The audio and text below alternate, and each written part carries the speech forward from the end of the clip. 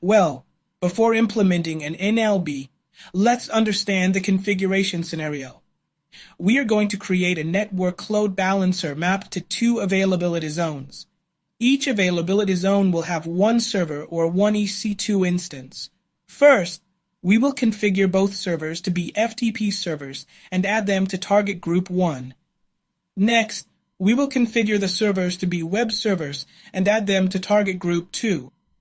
Now, incoming requests will be forwarded based on the type of traffic requested.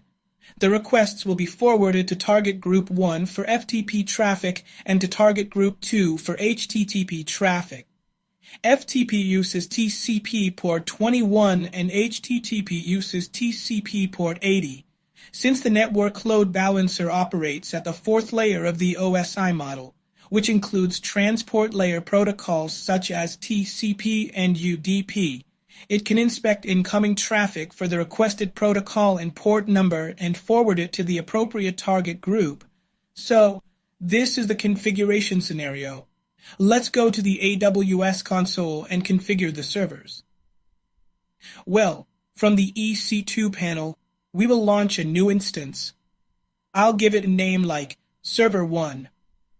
I'll leave it at Amazon Linux as the OMB to use and leave it at the 2 micro as this instance type is sufficient for this demo.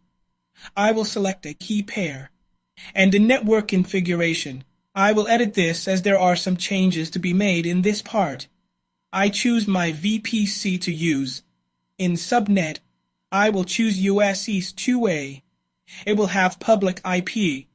And now, we must provide a security group that will allow incoming SSH, FTP, and HTTP traffic. So, I'm going to create a new security group for this and give it name. Let's copy this right down here and configure the rules now. First, we need a rule for incoming SSH traffic so that we can log into the EC2 instance if necessary. This rule is automatically configured. I will add another rule for incoming FTP traffic. Now, FTP is not available as a pre-configured protocol or traffic type, so we're going to use custom TCP, and I'll set the port range as 21 from anywhere just for this demo. And finally, I add another rule for HTTP from anywhere. Now, we have two options for configuring the server. We can launch it and then log in and configure it using commands, or we can supply the commands as user data, which is much easier since we don't need to log in and the configuration is completed as part of the instance launch.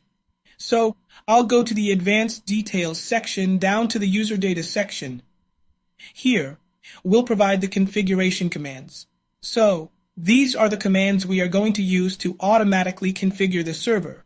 There is an explanation of what each of these commands are for here, and they are available for use in the source files for this course.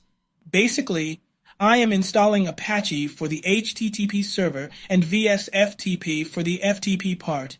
Also, there will be a simple web to identify that this server is serving as HTTP and FTP. Once this is done, we launch the instance.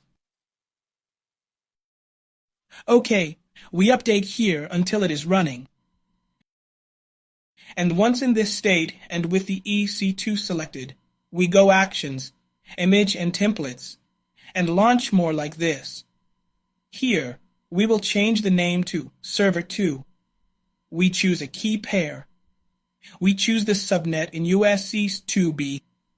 We go to Advanced Details until User Data, and here, I will just change the text to Server 2 of the simple web, and the FTP welcome banner to identify them when we are doing the test. Once this is done, we launch the instance. Okay, while it is configured, let's test that the Server 1 is already working. For that, I copy the public IP, and I open it in another tab. And indeed, it is already executing the HTTP service. Now, to test that the FTP service is also running, from my terminal, I go to Type, FTP, and paste the public IP, and we can see the banner message that we configured before in the User Data section. I'll press Ctrl+C to terminate the connection. And let's go now to AWS, and let's test that Server 2 is running the HTTP web service. Excellent, it works well. Let's test from the terminal that the FTP is also running. And it is too. So, both servers are working as expected. Now, let's configure the target groups.